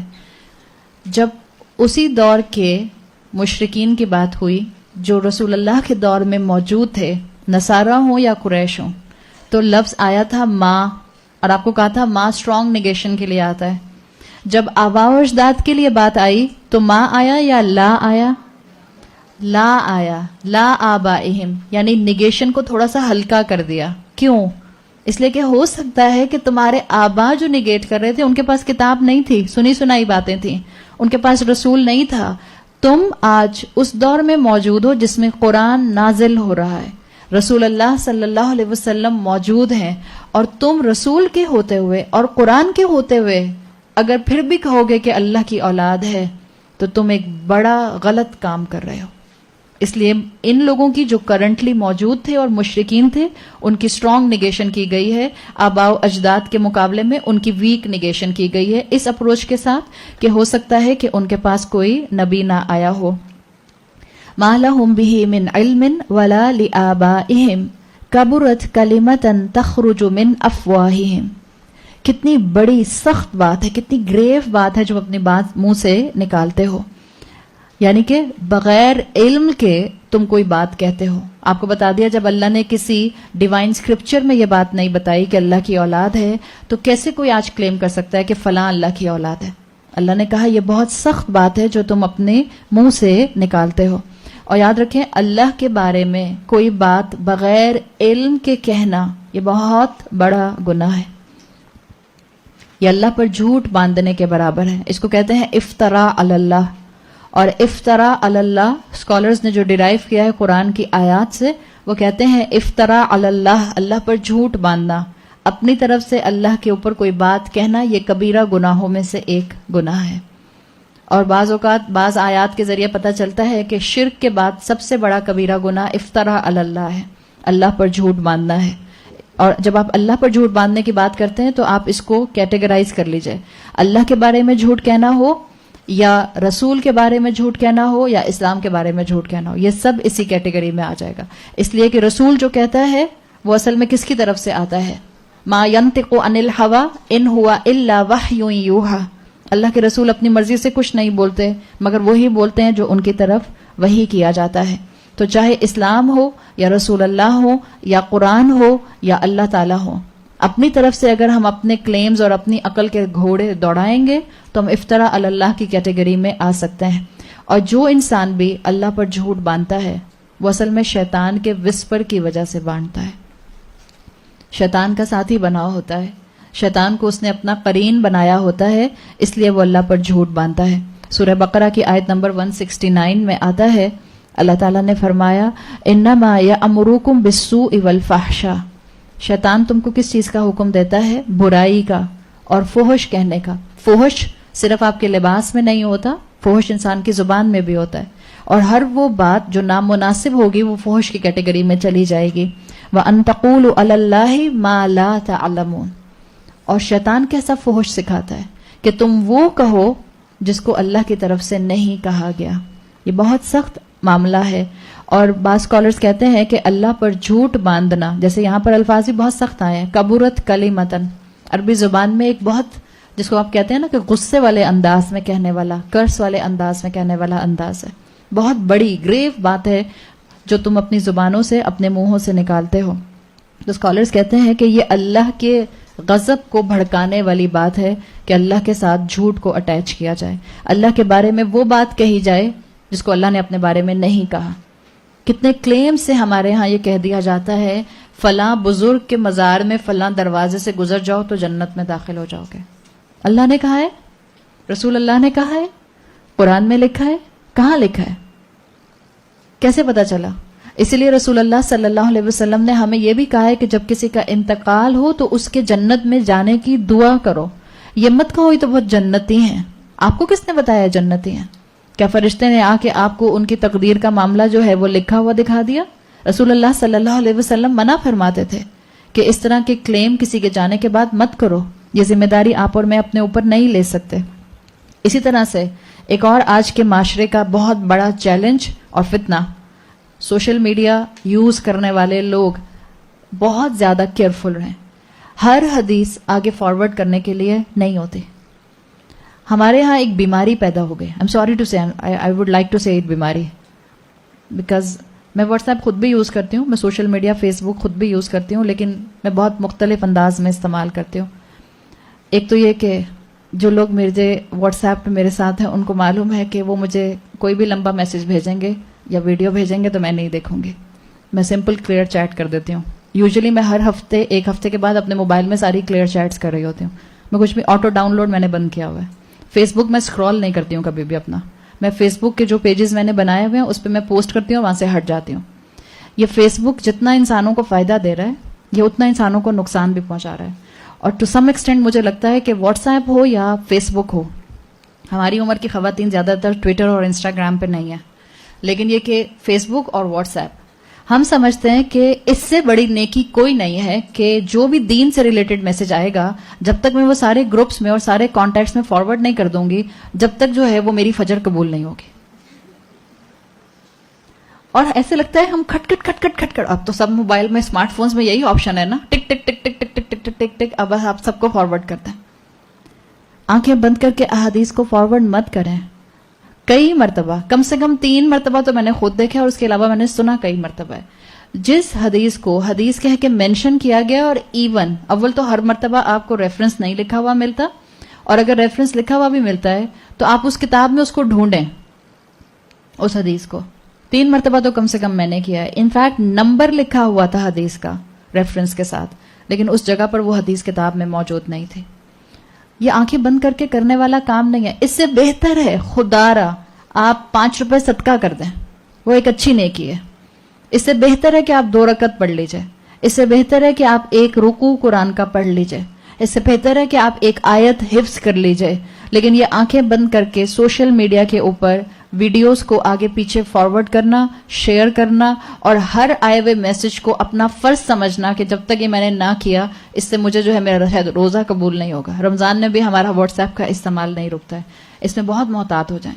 کب کس وقت افطرا علی اللہ کی کیٹیگری میں یہ بات آ جائے ہمیں پتہ بھی نہیں چلے گا. تو اس چیز کو یہاں مینشن کیا گیا کہ اللہ تعالیٰ نے یہ بات ان کو نہیں کہی جو یہ بات اپنے منہوں سے کہتے ہیں. بہت سخت حدیث کے الفاظ رسول اللہ صلی اللہ علیہ وسلم کہتے ہیں. صحیح حدیث ہے سنن ابن ماجہ کی. آپ نے فرمایا من کذب علی متعمدا، جو کوئی مجھ پر جان بوجھ کر جھوٹ گڑے گا، فلیتبوأ مقعدہ من النار، وہ اپنا ٹھکانہ آگ میں بنا لے. اور جب ہمیں پتہ چل گیا ہے کہ بہت سی ایسی احادیث سرکولیٹ ہوتی رہتی ہیں جو فیبریکیٹڈ ہوتی ہیں، جو کہ گھڑی ہوئی ہوتی ہیں، اور اگر آپ کو اور مجھے علم نہیں ہے کہ ہم فلٹر لگا کر چیک کر سکیں، علم نہیں ہے ہمارے پاس. ہم میں سے کتنے لوگ جانتے ہیں کہ ہم حدیث پڑھ کر بتا سکیں کہ یہ حدیث فیبریکیٹڈ ہے، ضعیف ہے، حسن ہے یا صحیح ہے؟ 99% لوگ نہیں جانتے. تو کیوں اپنے کندھوں پر ایسی ذمہ داری لیتے ہیں؟ اگر آپ کو بہت درد ہے لوگوں کا اور ان تک علم پہنچانے کا تو پلیز ان کو اپنے ساتھ پکڑ کر کسی قرآن کی کلاس میں لے جائیں. یہ زیادہ بہتر ہوگا. اگر آپ ان کو سنانا چاہتے ہیں یہ زیادہ بہتر ہے اور زیادہ انشاءاللہ اوتھینٹک ہوگا. اور دوسری بات یہ کہ شیطان زیادہ تر لوگوں کو اللہ پر جھوٹ باندھنے کے لیے ایک اور اینگل بھی دکھاتا ہے. جنرلی ہمارے معاشرے میں دین کے معاملے میں وہی کیا جاتا ہے اور وہی پروموٹ کیا جاتا ہے جو کہتے ہیں کہ ہم نے یہی سنا ہے اپنے بڑوں سے. ہم یہی سنتے ہیں نا، ہم نے یہی سنا ہے. کیا یہ کہنا کہ ہم نے اپنے بڑوں سے سنا ہے اور یہی سنا ہے، کیا یہ بغیر علم کے بولنا نہیں؟ یہ بھی تو بغیر علم کے بولنا ہے. اگر اللہ نے مجھے عقل دی ہے، اللہ نے مجھے 5 سینسز دیے ہیں، اللہ نے مجھے پڑھنے کی، اسکول کالج یونیورسٹی میں جانے کی صلاحیت دی ہے، اللہ نے ہر چیز مجھے گوگل پہ سرچ کرنے کی صلاحیت دی ہے، اللہ نے مجھے موقع دیا ہے کہ میں خوب مارکیٹ پلیسز میں گھوم گھوم کے اور مالز میں گھوم گھوم کے لیٹسٹ کلیکشن اپنی ڈھونڈتی رہوں، تو کیا اللہ نے مجھے یہ توفیق نہیں دی کہ میں قرآن کی کلاسز کے اندر پہنچوں اور دیکھوں اور چیک کروں کہ زندگی میں جن چیزوں کو میں دین کے نام پہ کرتی ہوں کیا وہ دین بھی ہیں کہ نہیں ہیں؟ ورنہ میں بھی کہیں اسی کیٹیگری میں تو نہیں آ رہی ما لہم بہ من علم، کہ علم کوئی ہے نہیں اور میں اتنی بڑی بڑی باتیں اپنی طرف سے کہتی رہتی ہوں. یہ الزام ہوگا اللہ کے اوپر اور اللہ کے دین کے اوپر. آپ پر کوئی الزام لگاتا ہے، آپ کو اچھا لگتا ہے؟ ہم انسانوں میں یہ چیز انگرینڈ ہے کہ اگر کوئی ہم پر الزام لگا دے ہمیں تو وہ بھی نہیں اچھا لگتا جو ہم میں ہوتا ہے. ہم کہتے ہیں تم مجھے کہہ کے جاؤ گی کہاں؟ کوئی آپ سے کہے کہ بھئی آپ بہت بولتی ہیں، تو آپ کہیں کیا بولتی ہوں تو تم نہیں بولتی؟ یہ تو ہو گئی وہ بات جو ہم میں ہے. ہم میں جو بات نہ ہو اور کوئی ہم پر الزام لگائے، کوئی سلینڈر کرے تو کتنا برا لگتا ہے. اور اللہ نے یہ چیز ہم میں ڈالی ہے کہ انسان کو نیچرلی انکلینیشن ہوتا ہے کہ جب اس پر الزام لگتا ہے تو اس کو برا لگتا ہے. تو ہم کیسے اللہ پر الزام لگا سکتے ہیں؟ ہم کیسے اللہ پر سلینڈر کر سکتے ہیں؟ احادیث کا مفہوم جو آتا ہے اس سے پتہ چلتا ہے رسول اللہ صلی اللہ علیہ وسلم نے فرمایا کہ کوئی ہستی اللہ سے زیادہ صبر کرنے والی نہیں. اور یہ حقیقت ہے کہ کوئی ہستی اللہ سے زیادہ صبر کرنے والی نہیں. لوگ اللہ پر کیسے کیسے الزام لگاتے ہیں، لوگ اللہ کے بارے میں کیسی کیسی باتیں گھڑتے ہیں، لوگ اللہ پر کیسی کیسی ایکوزیشنز لگاتے ہیں. تو کیا اللہ ہماری آکسیجن سک کر لیتا ہے؟ تو کیا اللہ تعالیٰ ہمارا رزق کھینچ لیتا ہے؟ تو کیا اللہ ہمارے پیروں کے نیچے سے زمین کو پھاڑ دیتا ہے؟ اللہ آسمان سے جو ہے آسمان کے ٹکڑے ہم پر برسانے لگتا ہے؟ ایسا تو کچھ بھی نہیں ہوتا. بلکہ بعض اوقات انسان سوچتا ہے کہ اتنی ڈیفائنس، اتنی نافرمانی، اور پھر بھی اتنا کچھ مل رہا ہے دنیا میں، تو شیطان انسان کو اور نافرمانی کی طرف آگے بڑھا دیتا ہے. آپ سوچیں کبھی کوئی آپ کے ساتھ زیادتی کرے، آپ کا اس کو دینے کو دل نہیں کرتا. جنرس ہونا تو بہت دور کی بات ہے. حقیقت ہے نا، ہم انسانوں کا حال یہ ہے. اور اللہ جس کی ہم کھلم کھلا نافرمانیاں کر رہے ہوتے ہیں، جس کے احکامات کو ہم اپنے پیروں تلے روند رہے ہوتے ہیں، اور جس کے احکامات کو اپنی زندگیوں میں کوئی اہمیت نہیں دے رہے ہوتے، حالانکہ وہ سر کا تاج بنانے والے احکامات ہیں، اس کے باوجود آپ اللہ کی بینوولنس اور اللہ کی جنروسٹی دیکھتے ہیں. اور رزق دیتا ہے ہمیں، اور رزق دیتا ہے. شاید کہ میرا بندہ اس رزق کو استعمال کر کے اپنی عقل کو بھی استعمال کرے اور واپس پلٹ آئے. یاد رکھیں، اللہ کو رجا ہے، امید ہے اپنے بندوں سے. اللہ کو ہم سے ایکسپیکٹیشن ہے، تو کیا ہم اللہ کی ایکسپیکٹیشن پر پورا نہیں اتریں گے؟ اللہ تو رزق دیتا رہتا ہے ہماری نافرمانی کے باوجود، اور اللہ ان کو بھی دیتا تھا. کبرت کلمۃ تخرج من افواہہم، بہت بڑی سخت بات ہے جو ان کے منہوں سے نکلتی ہے، یہ بات کہ اللہ کی اولاد ہے. اور یہ کہنا کہ اللہ کی اولاد ہے، اسکالرز کہتے ہیں یہ انسان اپنی عقل سے نہیں کہہ سکتا. نہ یہ عقل سے کہہ سکتا ہے اور نہ یہ علم سے کہہ سکتا ہے. یہ جس کو آپ کہتے ہیں نا انگریزی میں ہاٹ سپیچ، بس منہ سے نکلتی جاتی ہے انسان کے، اور پھر انسان جو ہے وہ اس کے اوپر پختہ ہوتا جاتا ہے. یہ بس ایسے آتا ہے. انہوں نے لٹرلی یہ کہنا کہ انہوں نے اپنے منہوں سے کہا ہے. تخرج من افواہہم کا عربی زبان سے مطلب بنے گا they literally invented this. کوئی وحی نازل نہیں ہوئی، کسی رسول نے نہیں بتایا، کوئی ان کی عقل ان کو اس طرف ڈائریکٹ نہیں کرتی. انہوں نے اس بات کو انوینٹ کیا ہے، عقل کی روشنی کے بغیر اور وحی کی روشنی کے بغیر.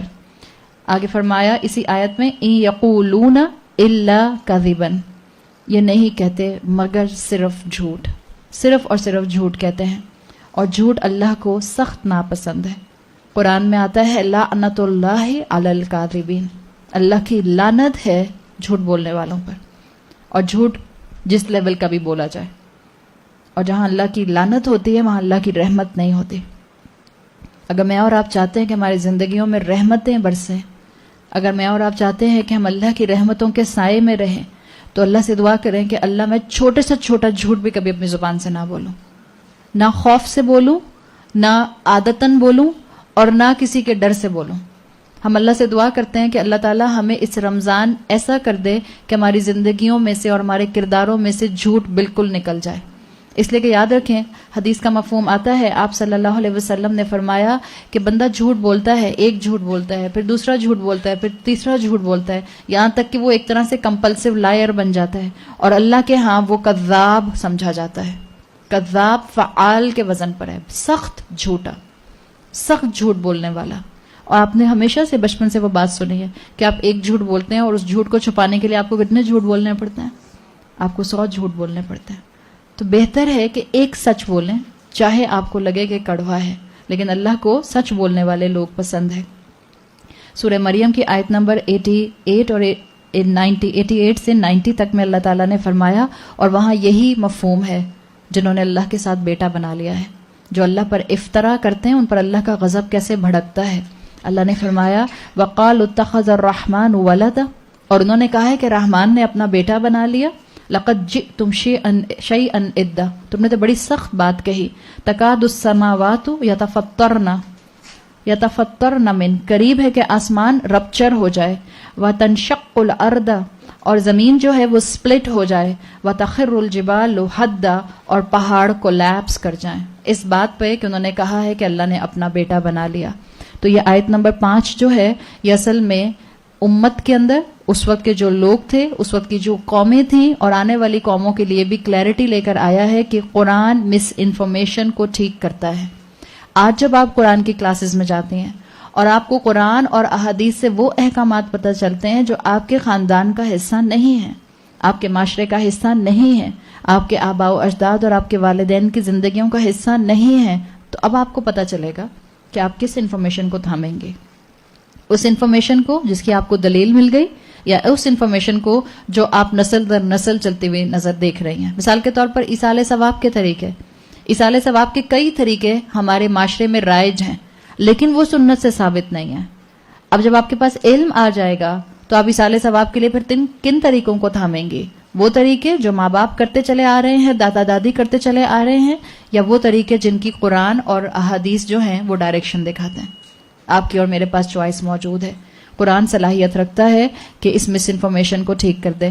آیت نمبر 6 میں اللہ تعالیٰ نے فرمایا فَلَعَلَّكَ بَاخِعٌ نَفْسَكَ. فَلَعَلَّكَ اصل میں ایک لفظ نہیں ہے بلکہ یہ کمپاؤنڈ ہے. فا پلس لعل پلس کا، 3 ڈفرنٹ ورڈز کے ساتھ مل کر یہ فَلَعَلَّكَ بنا ہے. فَلَعَلَّكَ تو شاید آپ تو باخِعٌ نَفْسَكَ اپنے آپ کو لٹرلی ہلاک کرنے والے ہیں، اپنے آپ کو قتل کر لیں گے. لعل عربی زبان میں آتا ہے، ایک حرف ہوتا ہے. جیسے آپ میں سے جو سمجھنا چاہے وہ حرف کو وہ سمجھ لے. لعل حرف ہوتا ہے اور یہ آتا ہے 2 ایموشنز کے لیے. یا یہ آتا ہے امید دلانے کے لیے اور یا یہ آتا ہے خوف کے ایموشن سے. دونوں طرح سے استعمال ہوتا ہے، دونوں کیفیات کو بتاتا ہے لعل. جو باخِعٌ کا لفظ ہے، یہ باخِعٌ کا لفظ بہت ہی ڈیپ ورڈ ہے عربی زبان میں، اور باخِعٌ کا کوئی ایکولنٹ آپ کو اردو یا انگریزی میں ایگزیکٹ الفاظ نہیں ملتے ترجمہ کرنے کے لیے. اس کا لٹرلی مطلب یہ ہوتا ہے باخِعٌ ٹو ڈائی فرام ڈپریشن. غم کی وجہ سے اتنا غم بڑھنا کہ ایسے لگے کہ بس موت واقع ہو جائے گی. باخِعٌ آتا ہے کسی غم کو اپنے اوپر بہت حاوی کر لینا. اللہ تعالیٰ یہ بات رسول اللہ صلی اللہ علیہ وسلم سے کہہ رہے ہیں کہ آپ کا غم جو ہے وہ اصل میں آپ کو تکلیف دے گا، آپ کا غم آپ کو ڈپریس کرے گا. یہ بتائیں کیا انسان اس دنیا میں رہتے ہوئے ڈپریشن فری ہو سکتا ہے؟ ڈپریشن فری نہیں ہو سکتا. کوئی بھی ہم میں سے یہ نہیں کہہ سکتا کہ مجھے کبھی کسی بات کے اوپر ڈپریشن نہیں ہوتا. کوئی بھی یہ نہیں کہہ سکتا کہ مجھے کبھی کسی بات پر سٹریس نہیں ہوتا. مثال کے طور پہ ہمیں تو اسی بات پہ سٹریس ہو رہا تھا صبح 10 بجے سے کہ ہم نے جو بکلیٹس بھیجے ہیں پرنٹنگ کے لیے، پتہ نہیں وہ آتے ہیں آپ کے لیے ٹائم پہ کہ نہیں آتے. تو ڈپریشن تو کسی بھی طرح سے ہو سکتا ہے. غم اس دنیا کا حصہ ہے. جب تک ہم زندہ ہیں ہم غم سے نجات پا نہیں سکتے. یہ غم کہیں نہ کہیں زندگی میں جو ہے وہ آتا رہے گا، چاہے غم ہو، اداسی ہو یا تکلیف ہو. یہ اس دنیا کے ایموشنز ہیں. اور یاد رکھیں اللہ کے رسول صلی اللہ علیہ وسلم سے بڑھ کر ایمان کس کا بڑا ہو سکتا ہے اور مضبوط ہو سکتا ہے. جب رسول اللہ کو غم ہوتا تھا تو آپ اور میں بھی ڈپریس ہوں گے، آپ کو اور مجھے بھی تکلیف ہوگی، آپ اور میں بھی اداس ہوں گے، آپ اور میں بھی ہرٹ ہوں گے. لوگ ہمیں ہرٹ کریں گے تو ہم ہرٹ ہوں گے. ہم انسان ہیں، ہم روبوٹس نہیں ہیں. لیکن مومن کون ہوتا ہے؟ جو ان سارے جذبات کے اندر، اس تکلیف میں، اس اداسی میں، اس ڈپریشن میں اللہ سے جڑ جاتا ہے. یاد رکھیں تکلیف مجھے اور آپ کو تباہ کرنے نہیں آتی، تکلیف مجھے اور آپ کو دوبارہ اوپر اٹھانے کے لیے آتی ہے. ہم سب جانتے ہیں کہ ہمیں خوشی اور غم میں سے زیادہ اللہ غم میں یاد آتا ہے، خوشی میں نہیں یاد آتا. اس لیے کہ اسی لیے خوشی زیادہ بڑا امتحان ہے. خوشیوں میں ہم اللہ کو زیادہ تر بھول جاتے ہیں، غم میں پھر بھی ہمیں اللہ یاد آتا ہے. تو جب غم آئے، جب ڈپریشن ہو، جب اداسی ہو، اس کا مطلب ہے کہ اللہ تعالیٰ آپ کو اور اپنے سے قریب کرنا چاہ رہے ہیں. اللہ تعالیٰ آپ کو اور جو ہے وہ ایمان میں مضبوط کرنا چاہ رہے ہیں. رسول اللہ صلی اللہ علیہ وسلم سے کہا گیا کہ دیکھیں آپ غمگین نہ ہوں، اور آپ تو ایسے غمگین ہو رہے ہیں کہ جیسے آپ اپنے آپ کو لٹرلی ہلاک کر لیں گے. اس جملے میں آپ کی اور میرے لیے بڑا سبق ہے اور کئی اینگل سے سبق ہے. ایک تو بیسک سبق جو آپ کو میں نے بتا دیا کہ آپ کو اور مجھے اسلام کے ساتھ جڑنے میں، اسلام پر عمل کرنے میں، قرآن کے ساتھ جڑنے میں بھی پریشانیاں آئیں گی، اور آپ کو اور مجھے تکلیف ہوگی، رونا آئے گا، اور آپ اور میں اداس ہوں گے. رسول اللہ ہوئے تو ہم بھی ہوں گے. رسول اللہ کیوں ہوئے تھے؟ رسول اللہ اس لیے ہوئے تھے کہ آپ کو اس بات کا غم تھا کہ یہ جو لوگ ہیں یہ اتنا ایلوکوینٹ قرآن سن کر بھی اس پر ایمان نہیں لا رہے، یہ اللہ کی بات نہیں مان رہے. ان کے سامنے وہی اتر رہی ہے، ان کے سامنے وہ سپیچ آ رہی ہے جس کا مقابلہ ان کے بڑے بڑے شعراء نہیں کر پا رہے. اس کے باوجود یہ اللہ پر ایمان نہیں لا رہے. ان کو کہا جا رہا ہے کہ یہ پرانی قوموں کی طرح جو ہیں وہ اپنے آپ کو شرک میں مبتلا نہ کریں، پھر بھی یہ بتوں کو اور فرشتوں کو اللہ کی بیٹیاں قرار دے رہے ہیں. یا نصارہ جو ہیں، جو اس دور کے نصارہ تھے، جو موجود تھے، وہ رسول اللہ صلی اللہ علیہ وسلم کی قرآن سنانے کے اوپر بھی عیسیٰ علیہ السلام کو اللہ کا بیٹا قرار دیتے رہتے تھے. تو یہ چیز آپ کو دکھ دیتی تھی، یہ چیز آپ کو ہرٹ کرتی تھی. اس میں ہم سب کے لیے 3-4 لیسنز ہیں. فَلَعَلَّكَ بَاخِعٌ نَفْسَكَ، آگے کیا آیا ہے؟ عَلَىٰ آثَارِهِمْ، آپ تو اپنے آپ کو ہلاک ہی کر لیں گے ان کے آثار پر. یعنی رسول اللہ صلی اللہ علیہ وسلم جب دعوت دیتے تھے اور لوگ ان کی بات نہیں مانتے تھے تو آپ منہ موڑ کر اپنے گھر نہیں چلے جایا کرتے تھے. نہیں سنتے؟ میں بھی نہیں سنا تھا. یہ ہمارا انداز ہوتا ہے. ہم کہتے ہیں ہم نے بہت کوشش کی اپنے خاندان میں اللہ کی بات بتانے کی، مگر ہمارے خاندان والوں میں دل میں نرمی نہیں ہے. آپ کو کس نے کہا کہ ان کے دل میں نرمی نہیں؟ آپ نے ان کا دل ڈائسیکٹ کر کے دیکھے؟ چیرا پھاڑی کیا آپ نے تو نہیں دیکھا. اللہ کے رسول کے لیے کیا آ رہا ہے کہ آپ اپنے آپ کو ہلاک کر لیں گے علی آثارہم. جب قریش کے لوگ آپ کی بات نہیں مانا کرتے تھے تب اپنے گھر میں جا کے اپنے نوافل کی نیت نہیں کر لیا کرتے تھے. وہ تو اپنی نیت رات میں کرتے تھے عبادت کی. آپ پیچھے پیچھے جاتے تھے لوگوں کے، بار بار بتاتے تھے، ان کو خلوص کے ساتھ بتاتے تھے، فکر اور درد کے ساتھ بتایا کرتے تھے. تو یہ سبق آپ کو اور مجھے بھی مل رہا ہے کہ جب آپ لوگوں کو، اور خاص طور پہ ہم سب جتنی یہاں پر مائیں بیٹھی ہیں، ہم سب کے لیے ہمارا سب سے زیادہ درد ہدایت پہنچا دینے کا کن کے لیے ہوتا ہے؟ اولاد کے لیے.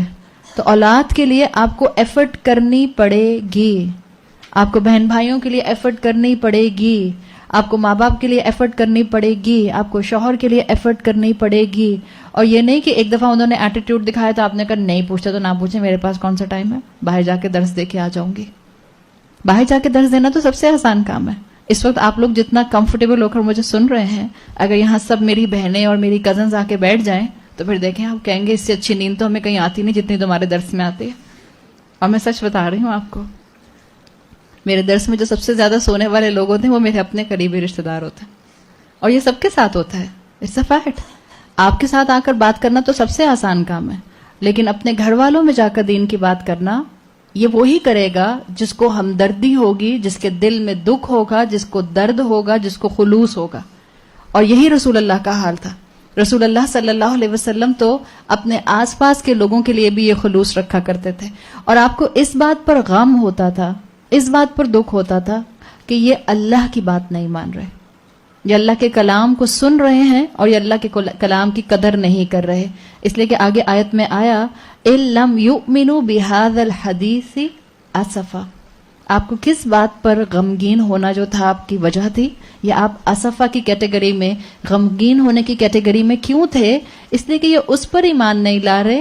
بِهَذَا الْحَدِيثِ، یہاں پر الحدیث جو ہے وہ کلام اللہ کے لیے آیا ہے، قرآن کے لیے آیا ہے، اللہ کی کتاب کے لیے آیا ہے. تو اس میں ایک اور اینگل جو اسکالرز بتاتے ہیں اسی آیت میں کہ رسول اللہ صلی اللہ علیہ وسلم کا خلوص نظر آ رہا ہے. آپ جب لوگوں کو قرآن کی بات بتاتے تھے، اللہ کی بات بتاتے تھے تو اپنی ایگو کے لیے نہیں بتاتے تھے. آپ جب لوگوں کو بلاتے تھے تو اپنی شہرت کے لیے نہیں بلاتے تھے. آپ جب لوگوں کو بلاتے تھے تو اللہ کی بات سننے کے لیے بلاتے تھے. اس لیے آپ کو کل بھی بتایا تھا کہ مومن کا کام کیا ہے؟ ایفرٹ کرنا. اللہ ہماری ایفرٹ کاؤنٹ کرے گا. اللہ یہ کاؤنٹ نہیں کرے گا کہ کتنے لوگوں نے بیٹھ کر سنا. مثال کے طور پر آپ کہیں درس کے لیے جاتے ہیں اور آپ 4 دن تک لگاتار نوٹس بناتی رہتی ہیں، اور جب آپ کلاس میں جا کے پہنچتی ہیں تو وہاں پہ 2 خواتین بیٹھی ہوتی ہیں. اب کیا ہوگا؟ اب کہیں گی میں درس نہیں دے رہی، میں واپس گھر جا رہی ہوں. ایسا ہوگا؟ ایسا کرنا چاہیے؟ نہیں. وہ جو آپ نے 4 دن لگائے وہ تو گئے اللہ کے پاس، اصل میں کاؤنٹر میں ایڈ ہو گئے سارے، اور وہ تھی ایفرٹ جو کاؤنٹ ہوگی. وہ سنا کتنے لوگوں نے وہ تو بات کی کہانی ہے. وہ جس کے لیے ہم نے 4 دن پہلے سے ایفرٹ شروع کر دی تھی وہ کاؤنٹ ہو گئی الحمدللہ، اور اللہ تعالیٰ اسی پر بہترین اجر دے گا. تو رسول اللہ صلی اللہ علیہ وسلم کے ذریعے آپ کو اور مجھے یہاں یہی بتایا گیا ہے کہ اصل فکر اور اصل عقل والا انسان اور مومن خلوص کی فکر کرتا ہے، کوشش کی فکر کرتا ہے. اس پر غمزدہ نہ ہو کہ کتنے لوگ آپ کی بات سن نہیں رہے. ان کو دیکھیں جو آپ کی بات سن رہے ہیں، ان کو دیکھیں جو آپ کی قدر کر رہے ہیں. اور ایک اور تیسرا اینگل جو اسکالرز بتاتے ہیں کہ اللہ تعالیٰ نے اس آیت میں رسول اللہ کو مینشن کیا اور ان لوگوں کو بعد میں مینشن کیا جو کہ ایمان نہیں لاتے. یہ نہیں کہا کہ وہ لوگ ایمان نہیں لاتے تو اس کی وجہ سے آپ اپنے آپ کو ہلاک کر لیں گے. اللہ نے کہا فَلَعَلَّكَ بَاخِعٌ نَفْسَكَ، آپ تو اپنے آپ کو ہلاک کر لیں گے. جس کے لیے اسکالرز بہت پیاری بات کہتے ہیں کہ اللہ تعالیٰ نے رسول اللہ کو کاؤنسل کیا ہے کہ اگر لوگ آپ کی بات نہیں سن رہے ہیں تو پریشان مت ہوں، اپنا ایمان کمزور مت ہونے دیں، اپنے آپ کو مضبوط رکھیں، اپنے آپ کو اللہ کے ساتھ جوڑ کر رکھیں، اللہ کو یاد رکھیں. ریجیکٹرز کی فکر نہیں ہوتی. ابھی آپ کو بتایا تھا پچھلے آیات میں بھی کہ اللہ تعالیٰ نے کافرین اور مکذبین کو منشن نہیں کیا. اللہ تعالیٰ کو ریجیکٹرز کی ضرورت نہیں ہوتی، اللہ افرمیٹرز کو ویلیو کرتا ہے. جو بات مانتے ہیں اللہ ان کی قدر کرتا ہے. جو مومن ہوتے ہیں اللہ ان کی زندگیوں کو سنوارتا ہے. جو گناہگار ہوتے ہیں بظاہر آپ کو فلرش ہوتے ہوئے نظر آ سکتے ہیں لیکن اصل کامیابی ان کو کبھی نصیب نہیں ہو سکتی. اور ایک اور اینگل اس آیت سے جو ذہن میں رکھنے کا ہے، جب رسول اللہ غم زدہ ہوئے تو اللہ تعالیٰ نے ان کے غم کو دور کرنے کے لیے ان کو تسلی دی. ہم بھی انسان ہیں، ہمیں بھی تسلی کی ضرورت ہوتی ہے. ابھی آپ کو یہی اینگل بتایا تھا کہ ہم ایسے انسان نہیں ہیں کہ ہم کہیں کہ نہ ہمیں بھوک لگتی ہے اور نہ ہمیں پیاس لگتی ہے اور نہ ہمیں تکلیف پہنچتی ہے. آپ مجھے کچھ بھی کہہ کے چلے جائیں مجھے کچھ بھی نہیں ہوگا. ہم میں سے کوئی انسان ایسا نہیں ہے.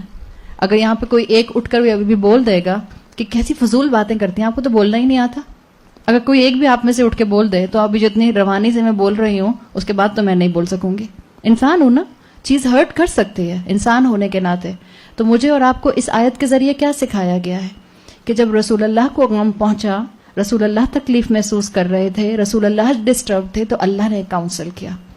جب آپ کے آس پاس لوگ ڈسٹرب ہوں فائنینشلی، ایموشنلی، اسپرچولی یا کسی بھی اینگل سے، تو آپ کا اور میرا کام کیا ہے کہ ہم ان کو کاؤنسل کریں، ان کو تسلی دیں، ان کو وقت دیں، ان کو سمجھائیں کہ یہ وقت بھی گزر جائے گا.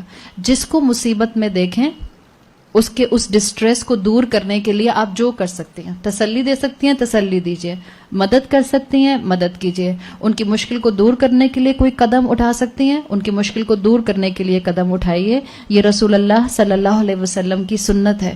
اس لیے کہ جب آپ کسی کو مشکل میں دیکھا کرتے تھے، آپ کسی کو مصیبہ میں دیکھا کرتے تھے تو اس کو ورڈز آف کمفرٹ کہا کرتے تھے، اس کو تسلی دینے والے الفاظ جو تھے وہ کہا کرتے تھے. حضرت جعفر کا جب انتقال ہوا ہے تو رسول اللہ صلی اللہ علیہ وسلم ان کے گھر پر گئے اور ان کے جو یتیم بچے تھے ان کے ساتھ بیٹھ کر وقت گزارا، ان کے سروں پر ہاتھ پھیرا اور جو حضرت جعفر کی بیوی تھی ان کے صبر کی تعریف کی. تو لوگوں کو کاؤنسل کریں، لوگوں کو جوڑنے والے بنیں، لوگوں کو توڑنے والے نہ بنیں. جب ایک انسان آپ کے سامنے اپنی کسی مشکل کے ساتھ آئے تو اس انسان کی اس مشکل کو دور کرنے کے لیے آپ جو کر سکتے ہیں. بعض اوقات انسان کو فائنینشیل ہیلپ سے زیادہ آپ کے 2-4 جملوں کی، آپ کی محبت کی اور آپ کے ایموشنز کی ضرورت ہوتی ہے. یہ ضرور کیجیے. اور یہاں جو یہ باقی ان کا لفظ آیا ہے، عبداللہ ابن عباس کہتے ہیں، جو عبداللہ ابن عباس نے اس کا مفہوم لکھا ہے وہ لکھا ہے مہلک نفسک. یہ اصل میں باقی ان کا مطلب کیا ہوگا؟ You will kill your self. تو ڈپریشن کے لیے کبھی اس سٹیج پر مت جانے کی کوشش کیجیے گا. آپ اور میں لوگوں تک بات پہنچائیں، آپ اور میں اللہ کی بات کو آگے لے کر جائیں، لیکن اگر لوگ نہ سنیں تو اپنے آپ کو ڈپریشن کا شکار نہیں کرنا. اپنے آپ کو تسلی دیجئے کہ جو کاؤنٹ کرنے والا ہے میرا اجر، اس نے الحمدللہ میرا اجر کاؤنٹ کر لیا. اور اسکالرز کے مطابق رسول اللہ صلی اللہ علیہ وسلم کی اس آیت کے ذریعے ہم سب کے لیے یہ سبق ہے کہ آپ اور میں اگر اللہ کی بات کو آگے پھیلانے والے بننا چاہتے ہیں، اگر ہم چاہتے ہیں کہ قرآن کو اپنی زندگی میں تھامیں، تو آپ کو جینون لو لوگوں کے لیے رکھنا پڑے گا. جینونلی اخلاق بہتر کرنا پڑے گا، نرمی اور ٹالرنس لانی پڑے گی، پیپل آف کنڈکٹ بننا پڑے گا.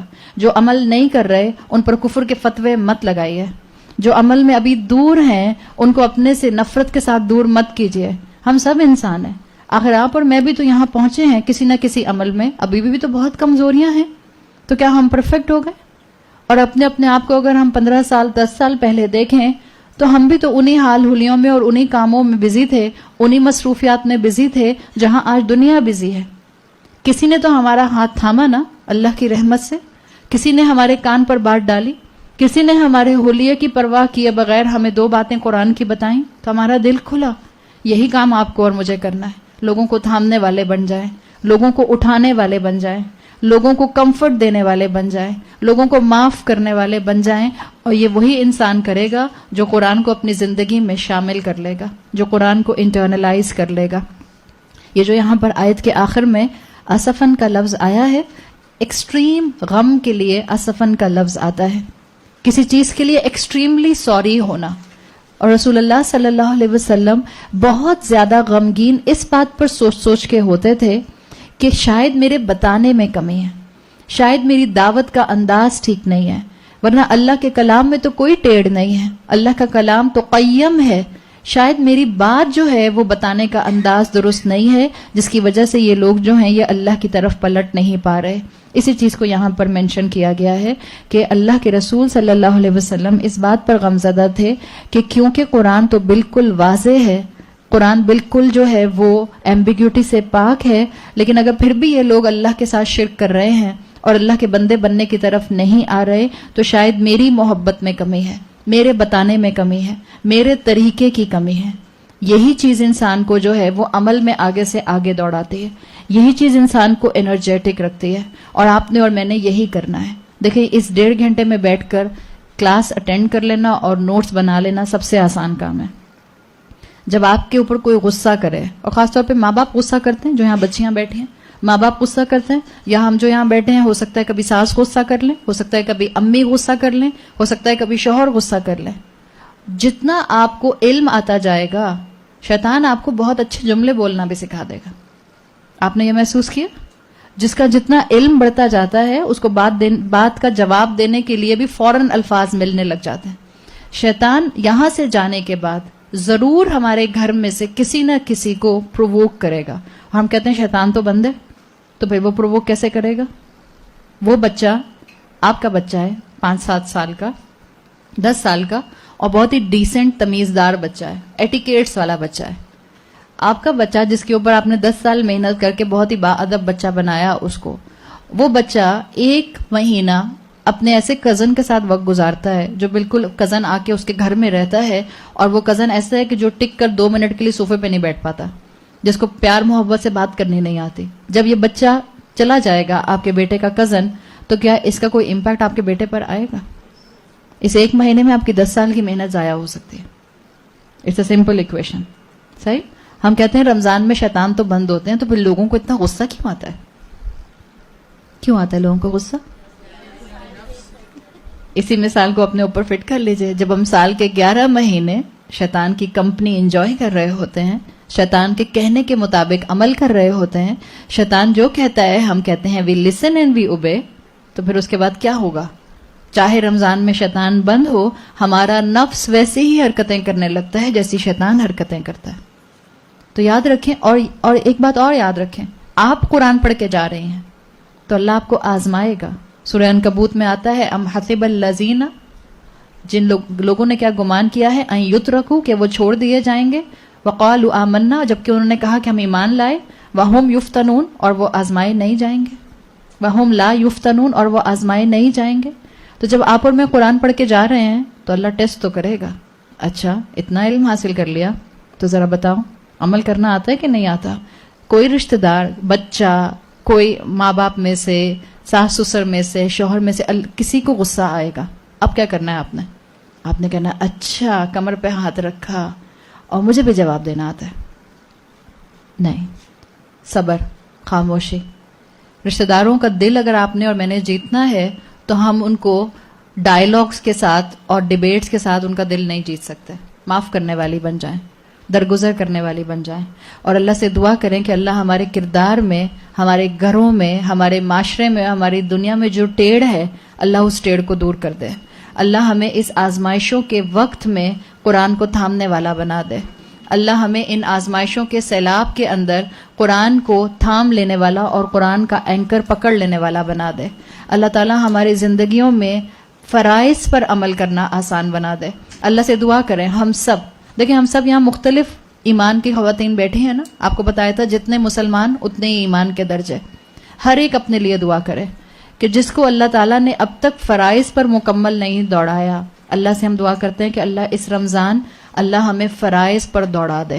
اللہ ہمیں توفیق دے کہ جب ہم اس رمضان سے گزریں تو ایک مسلمان عورت ہونے کی حیثیت سے ہم پر جو فرائض آتے ہیں اللہ وہ ہم اپنانے والے بن جائیں، اور جو فرائض کو تھام چکے ہیں اللہ سے ہم دعا کرتے ہیں کہ اللہ ہم سب کو احسان کے درجے پر نیکیوں میں آگے بڑھنے کی توفیق عطا فرما دے۔ جزاک اللہ خیرا، بارک اللہ لی ولکم فی القرآن الحکیم ونفعنی وإیاکم بآیاتی وذکر الحکیم، سبحانک اللہم وبحمدک، نشہد ان لا الہ الا انت، نستغفرک ونتوب الیک۔ السلام علیکم ورحمۃ اللہ وبرکاتہ۔